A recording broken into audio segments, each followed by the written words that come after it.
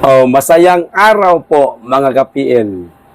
Marami pong nagtatanong sa akin kung ano-ano daw po bang mga party list ang mga Maka-Duterte o alyansa po ng ating Tatay Digong mga kababayan na maaaring iboto po ng kanilang mga mahal sa buhay. Ayan, ng kanilang mga pamilya, kamag-anak, kaibigan. Kasi baka mabudol po tayo mga kababayan, magkamali kayo, maboto nyo po ang Tingog Party List ni Tambaluslos mga kababayan. At itong isang party list na minsan nabanggit ko na po sa inyo, hindi ko pangalan po pinangalanan.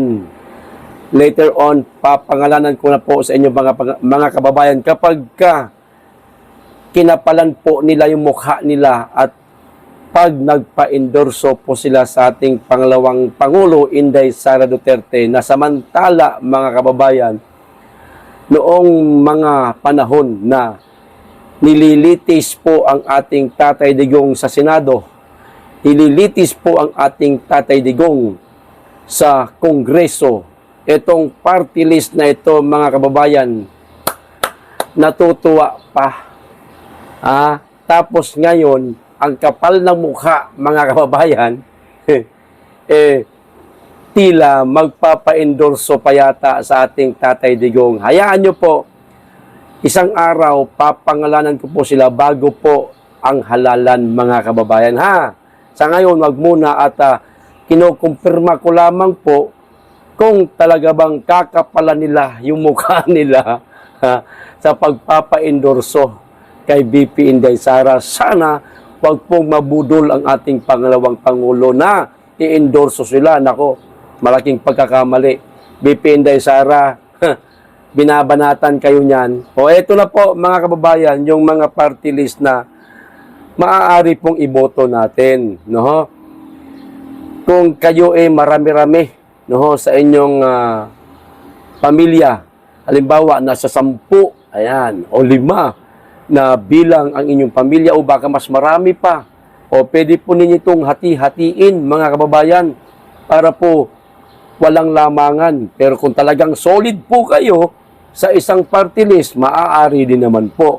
Pero para nga mas marami tayong magiging kaalyado sa Kongreso na mga party list, hati-hatiin po natin. Baka sakaling lumusot po itong siyam na party list mga kababayan, hindi lang pala 7, mali ako. Kala ko 7 lang, yung pala, siyam pala ito, mga kababayan. O, syempre, gilid lang ako para maipakita ko po. Syempre, unahin po natin, mga kababayan, ayan, Ipanaw Sambayanan Party List. Kilala niyo po ang mga taong nariyan, mga kababayan. First nominee si Atty. Busantog, second nominee Doc Loren Badoy, at ang third nominee naman po ay si Ka Eric Celis. Ayos, Ipanaw Sambayanan Party List.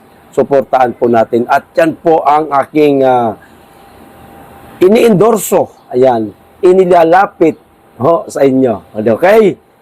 Pangalawa, walang iba kundi itong Sagip Party List ni Congressman Rodante Marcoleta, mga kababayan, na talaga namang napakarami na pong natulungan.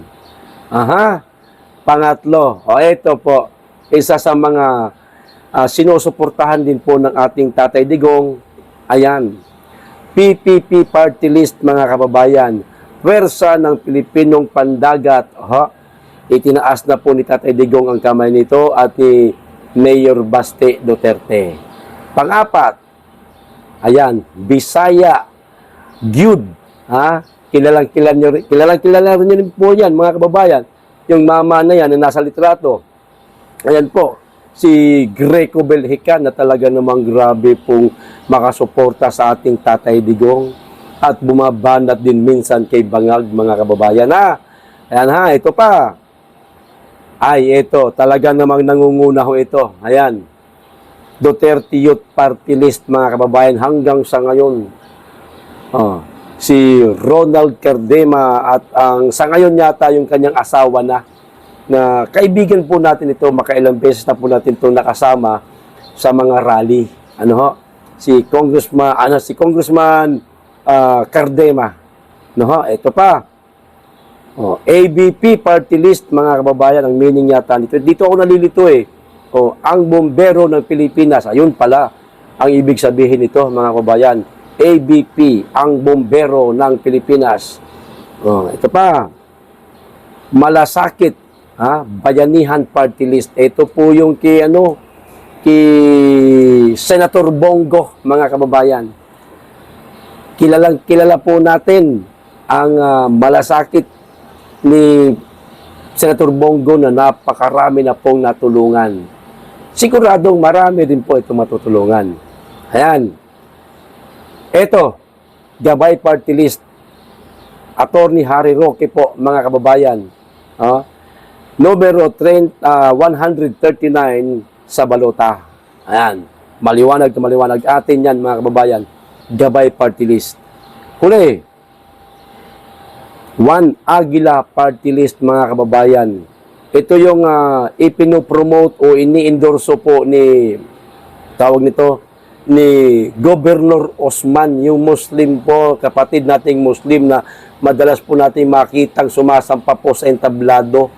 Noong birthday po ng ating Tatay Digong na sumampa po ito sa entablado, nagsalita po ito, mga kababayan. Siyempre, pagsuporta po sa ating Tatay Digong at pagbanat naman sa mga bangag. Ayan po ang siyam na mga party list, mga kababayan, na maaari pong suportahan natin, suportahan ng ating mga mahal sa buhay, mga kaibigan, kamag-anak. I-share nyo po itong video na ito, mga kababayan, para hindi po kayo mabudol. Dahil meron pong isang party list na Maka Duterte daw sila. Pero nung dinidinig, ang di umano yung mga EJK ng dating Pangulong Duterte sa Kongreso at sa Senado, pumapalakpak pa ho sila.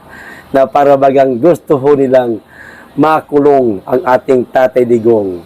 Tapos ngayon, magpapa-endorso kay Inday kasi, mga kababayan, wala na yung kanilang congressman na